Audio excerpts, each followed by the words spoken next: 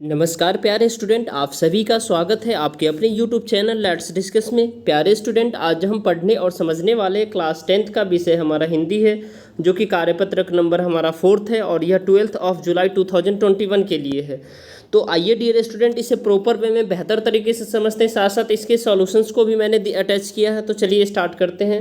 निम्नलिखित गद्यांशों को ध्यानपूर्वक पढ़कर पूछे गए प्रश्नों का उत्तर लिखिए। इसे बेहतर तरीके से पढ़ना और फिर इसके में जो क्वेश्चन है उसका आंसर देना है।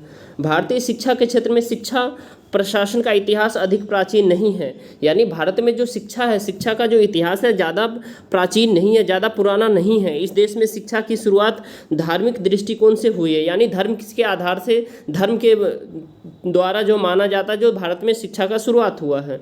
देश के प्रशासकों ने शिक्षा में रुचि कम प्रदर्शित की है। शिक्षा में जो है ना रुचि यानी इंटरेस्ट को कम दिखाया है एजुकेशन में। सर्वप्रथम 1813 के चार्टर एक्ट के बाद तत्कालीन ईस्ट इंडिया कंपनी ने शिक्षा प्रशासन का दायित्व लिया था। यानी चार्टर एक्ट के थ्रू जो है ना क्या हुआ, जो ईस्ट इंडिया कंपनी जो ब्रिटेन की कंपनी थी, वो उन्होंने क्या किया, शिक्षा को प्रशासन का दायित्व लिया। और यह दायित्व भी बहुत सीमित था, बहुत कम समय के लिए था। देश की समग्र शिक्षा के लिए 1 लाख रुपए समुचित रूप से व्यय हो, यह देखना ही मात्र ही तत्कालीन प्रशासन का लक्ष्य था कि शिक्षा प्रांतों का विषय रहा है तथा सरकार ने शिक्षा में रुचि लेना प्रारंभ किया है।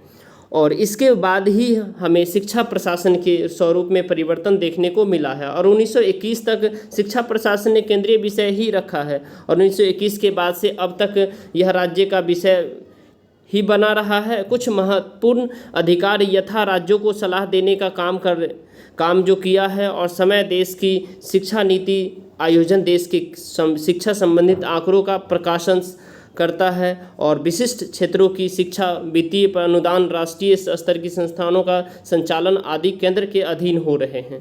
यानी केंद्र सरकार के अधीन हो रहे हैं। ठीक है। अब उसके बाद आप देख पा रहे हैं, फिर भी समग्र रूप से शिक्षा संविधान में राज्य सूची में होने के कारण प्रशासन का ही विषय बना रहा है। और अक्टूबर 1976 यानी अक्टूबर 1976 में इस विषय को समवर्ती सूची में डाल दिया गया। समवर्ती सूची जिसमें राज्य भी काम करता है और केंद्र भी काम करता है, तो दोनों मिलकर के इस सूची पर काम करता है, तो वो शिक्षा को समवर्ती सूची में रख दिया गया है। और आशा है की जाती है कि केंद्रीय प्रशासन अब अधिक सक्रिय एवं महत्वपूर्ण भूमिका निर्वाह कर सकेगी। ठीक है डियर स्टूडेंट। चलिए, इसमें कुछ बेहद ही खास जो क्वेश्चंस है वो बहुत ही आसान है, उसे हम देखते हैं। धार्मिक शब्द से प्रत्यय को अलग कीजिए। धार्मिक तो धर्म प्लस एक, तो प्रत्यय जो है ना पीछे से लगता है, उपसर्ग आगे से लगता है, तो ये आपका उपसर्ग है। ठीक है। और ये आपका प्रत्यय हो गया। ठीक है। तो आप प्रत्यय और उपसर्ग दोनों सीख गए। नेक्स्ट है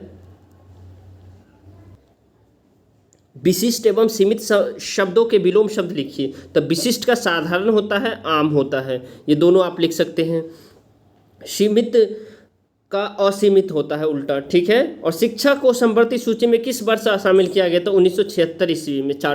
ठीक है। अब नेक्स्ट क्वेश्चन है, शिक्षा से संबंधित 1813 के चार्टर एक्ट का मुख्य उद्देश्य क्या था? शिक्षा से संबंधित 1813 के चार्टर का मुख्य उद्देश्य शिक्षा को सरकार द्वारा अपने हाथ में लेना तथा उसमें आमूलचूल परिवर्तन यानी उसमें चेंजेस करना, बदलाव लाना था। ठीक है। 5वां है, आप वर्तमान विद्यालय शिक्षा व्यवस्था में कौन से 2 परिवर्तन करना चाहेंगे? हमने 3 लिख दिया है। ठीक है। आप 2 लिख सकते हैं।